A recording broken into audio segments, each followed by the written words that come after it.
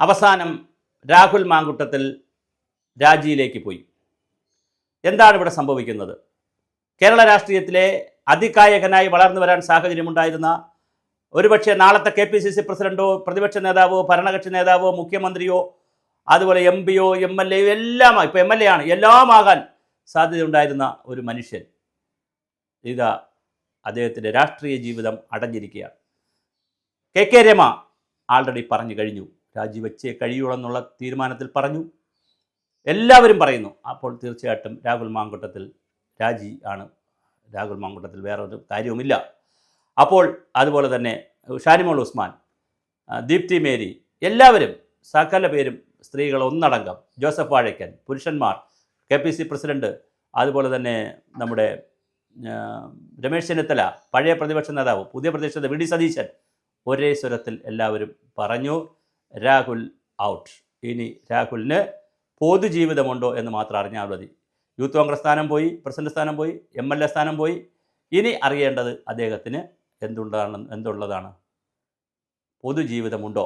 എനിക്ക് രാഹുൽ മാങ്കുട്ടത്തിനോട് പറയാനുള്ളത്, താങ്കൾ ഇതൊരു വലിയ പാഠമായി എടുക്കുക.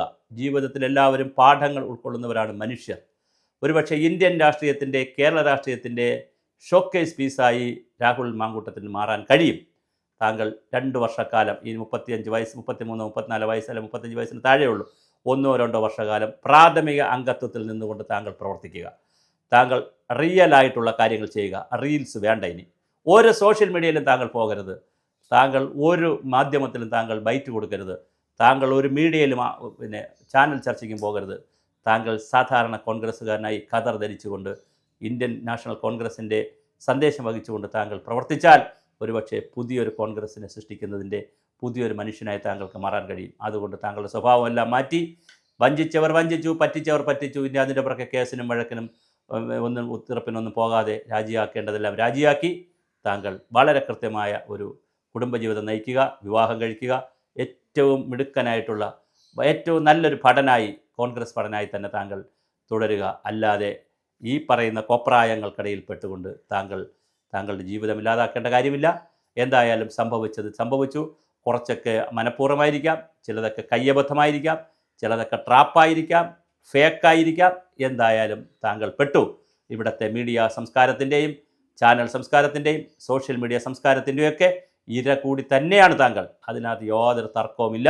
അതേസമയം താങ്കൾ ചെയ്ത തെറ്റായിട്ട് തന്നെ നിൽക്കുകയും ചെയ്യുന്നു. അപ്പോൾ രാഹുൽ മാങ്കൂട്ടത്തിന് തിരുത്താൻ അവസരം, തിരുത്തിക്കൊള്ളുക.